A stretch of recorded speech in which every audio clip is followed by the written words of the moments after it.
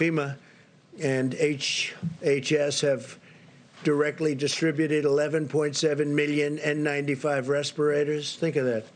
Get the number. 11.7 million N95 respirators, 11.7 million, 26.5 million surgical masks, 5.3 million face shields, 4.4 million surgical gowns, and 22.6 million gloves. 22.6 million gloves. We have also arranged for vast quantities of additional materials to be allocated through donations and existing supply chains. We've also given tremendous medical material and supplies throughout the 50 states and territories. And through Project Airbridge, we have succeeded in bringing plane loads of vital supplies into the United States from overseas. We had an additional 3. These are massive planes, by the way. The big planes are very big, very powerful, and they're loaded to the gills with supplies. And rather than bringing them into our stockpile, as we've discussed, we bring them to all the different locations where they're needed so we can save a big step and a timely step. Because of my actions under the DPA, I can also announce today that we have reached an agreement, very amicable agreement, with 3M for the delivery of an additional 55.5 million high-quality face masks each month, so that we're going to be getting, over the next couple of months, 166.5 million masks for our frontline healthcare workers. So the 3M saga ends very happily. We're very proud to be dealing now with 3M and its CEO, Mike Roman. I just spoke with him, and I thanked him for getting it done. And Mike was very happy to get it done. Great company. So we're getting 166.5 million masks, and mostly that's going to be for our frontline healthcare workers. Okay? That's 3M. Thank you, 3M. I also want to thank Apple, one of the many great American companies that's really leapt into action. Today, Apple announced that it is now producing plastic face shields for healthcare workers at the rate of 1 million per week. 1 million, and these are the shields that you see on television quite a bit, and they're at the highest level of quality and safety. We're grateful as well to Salesforce, which has donated 48 million pieces of personal protective equipment, including masks, gowns, suits, and face shields. So thank you very much to Salesforce. I urge all of our nation's governors to ensure that the massive deliveries that we've made to your states over the past few weeks are distributed as quickly as possible. So again, we're working very well with the governors. Now, they may see you and say, oh, we're not happy, but they're very happy on the phone. And Mike Pence is a straight shooter, and he had a great phone conversation to them with all of the governors, teleconference. And they're very happy, every one of them. Were there any negatives? No, sir. See? I told you. Mike is the greatest. Mike, and you have done a great job, Mike, and I appreciate it. The whole country appreciates it. Thank you, Mr. President. Anthony appreciates it, right? Don't you? See? Everybody appreciates Mike, special man. So a lot of the things that we've done, again, are going directly to the states. The states seem to be very happy. If they're not, they can call me directly. They can call Mike directly, and we'll make them happy. But tremendous progress has been made in a very short period.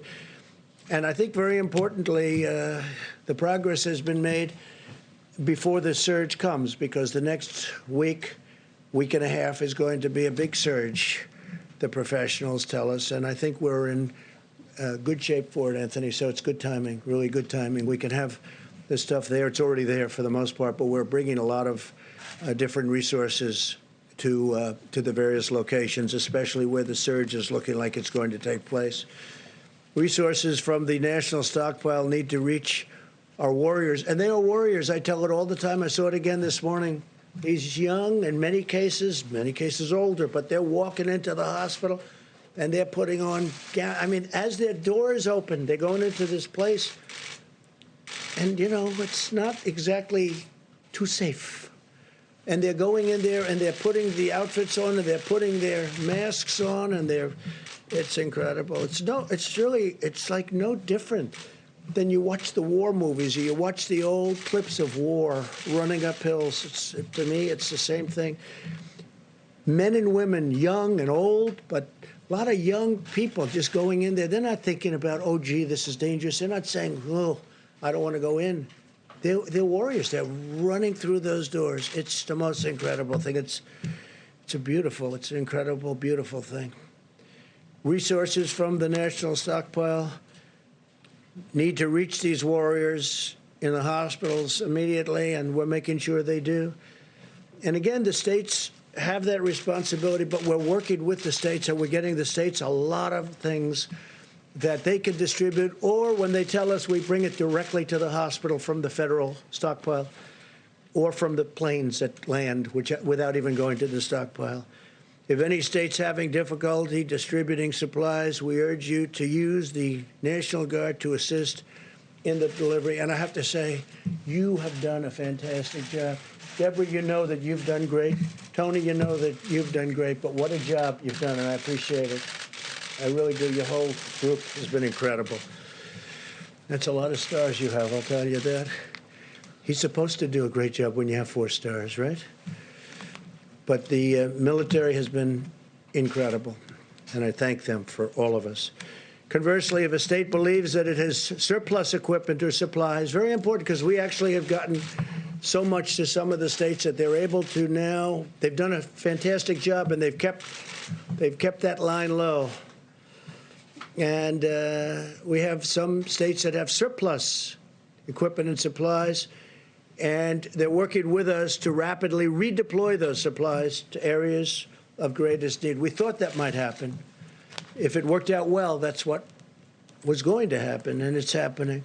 And I want to thank Governor Gavin Newsom, who's doing a tremendous job, who's announced California will send 500 ventilators to be distributed to other locations. I think some are going to Arizona, some are going to Washington, D.C. We think they're going to Delaware. We're working to that. But 500 excess ventilators from the state of California, and we're going to get them taken care of wherever they have to go. Those decisions are being made right now.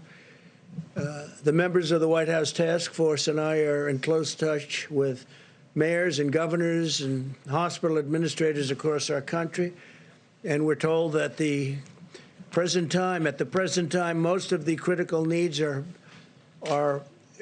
being more than met. States have to continue sharing detailed information in the amount and utilization rates of medical supplies so we know what to resupply them, or they can get it directly. That includes ventilators. They can get it directly. Ideally, if they can get it directly, but if they can't, if they're unable to do it, we have tremendous amounts of supplies, and we're building it up very fast, too. And this is before the big surge. This information is fundamental to our ability to deliver the material when and where it's most needed. Now, Mike, in his conversation today, I think got some information as to a couple of locations where we're going to be delivering large numbers of ventilators and large numbers of medical supplies, and we'll take care of that. But some of the states are very happy. Even Governor Pritzker from Illinois is happy. Of course, he may not be happy when he talks to the press, but he's happy. He's a very happy man. We're increasingly hopeful that the aggressive mitigation strategy we put into place will ultimately allow our hospital system to successfully manage the major influx of cases that we have right now. Again, I say that we're finding, because of the incredible job done by the American people, in conjunction with everybody, governors, the military, federal government, state government, local government. I've had a lot of conversations with New York City and Mayor de Blasio. I've gotten to know him. I didn't know him. Gotten to know him. And a lot of people are working hard. Everybody's working hard. A lot of people are doing a great job, I'll tell you that. A lot of people are doing a great job. But the goal is that all Americans have been sacrificing to achieve these last few weeks, things that a lot of people thought were not possible to achieve. And I think we've more than achieved, but we have to go through. Again, we're going to have a rough week. We're going to have maybe a little more than a week. But there's tremendous light at the end of that tunnel. I said it last time, said it last night. There's tremendous light at the end of the tunnel. There's so many things happening with therapeutics, with vaccines, with things that we really want. Deborah, Tony, they're all working so hard on this.